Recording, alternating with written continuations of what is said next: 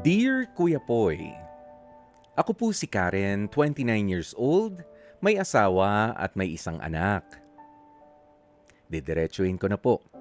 Hindi ko kasi masabing masaya ako sa buhay may asawa dahil may bahagi sa akin na parabang hindi patas ang aming sitwasyon ng aking mister na si Leo. Mahal na mahal ko po ang anak namin ni Leo at mahal ko rin naman ang aking asawa. Pero may nararamdaman ako na tila may mali sa setup namin. Minsan napapaisip ako na sa bahagi ng buhay ng mag-asawa yung pagtutulungan. Pero sa totoo lang, parang mas mabigat yung mga responsibilidad na napupunta sa akin. Ako po kasi ang halos sumasagot sa lahat ng mga gastusin sa aming tahanan. Mula sa renta ng bahay hanggang sa pangangailangan ng anak namin ay sa akin nakaatang. Nag-aabot naman ang aking asawang si Leo pero hati kami sa lahat. As in, lahat ng gastusin. 50-50. Hindi ko na po iisa-isahin yun. Pero sa kabuuan, kung tutuusin, mas malaki pa rin talaga ang naiaambag ko. Pareho naman po kami may trabaho at sapat ang mga kinikita. Hindi po kagaya ng ibang mag-asawa na naibibigay ng buo o mas malaking bahagi ng sweldo sa misis nila. Sa amin po, kung ano lang yung kalahati ng gastusin, yun lang ang ibinibigay ng asawa kong si Leo. May sarili rin kasi siyang binabayaran tulad ng hulog sa ilang mga appliances namin at iba pa. May mga pagkakataon naman po na tumutulong siya tulad sa pagluluto pero sa paglilinis ng bahay, sa pag-aalaga ng anak namin, halos wala po. At ako ang lahat ang may kargo nun. Kaya minsan hindi ko maiwasang maramdaman na parang hindi patas. Hindi ko na po alam kung normal lang po ba itong nararamdaman ko o kung bahagi pa ba ito ng postpartum na pinagdaraanan ko. Kaya grabe ang pagkapikon at pagkalungkot ko sa sitwasyon naming pamilya. Sana po ay makarating sa inyo ang kwento ko at mabigyan ninyo ako ng payo sa kung ano ang dapat kong gawin. God bless sa inyong programang Heart to Heart at sana po ay dumami pa ang mga natutulungan ninyo sa pamamagitan ng inyong mga payo. Lubos na gumagalang, Karen. Napakinggan po natin ang kwento na ibinahagi sa atin ni Karen tungkol sa kanyang asawa na si Leo.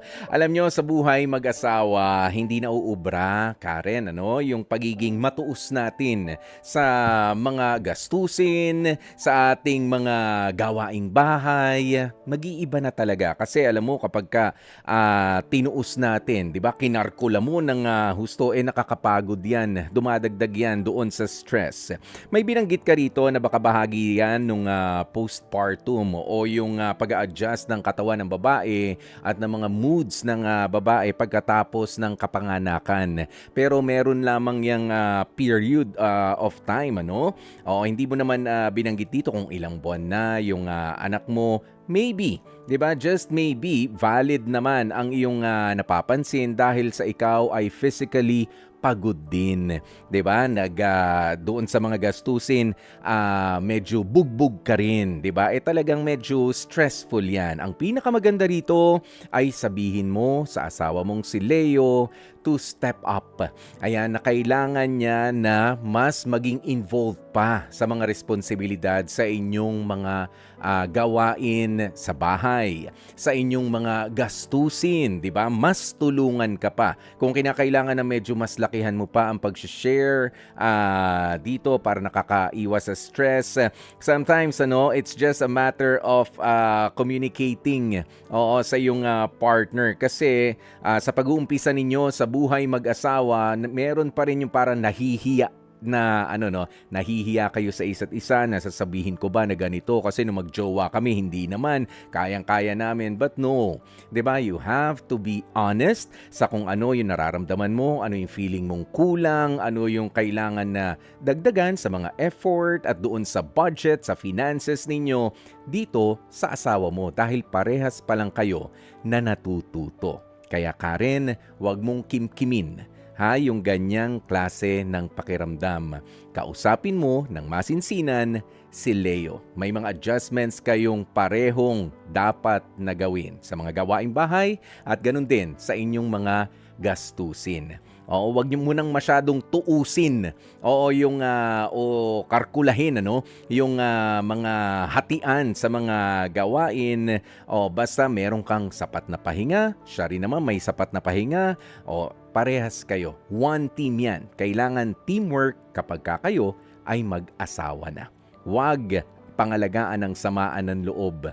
O ang pangalagaan natin ay yung pagiging matapat sa isa't isa para tuloy-tuloy ang ligaya ng pagsasama. At dyan na nga po natin tatapusin ang ating Dear Kuya Boy.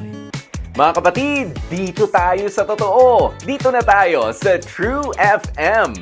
Mag-subscribe at mag-follow na sa social media accounts at True Network PH sa FB, Instagram, X na dating Twitter, YouTube, TikTok, and podcasts.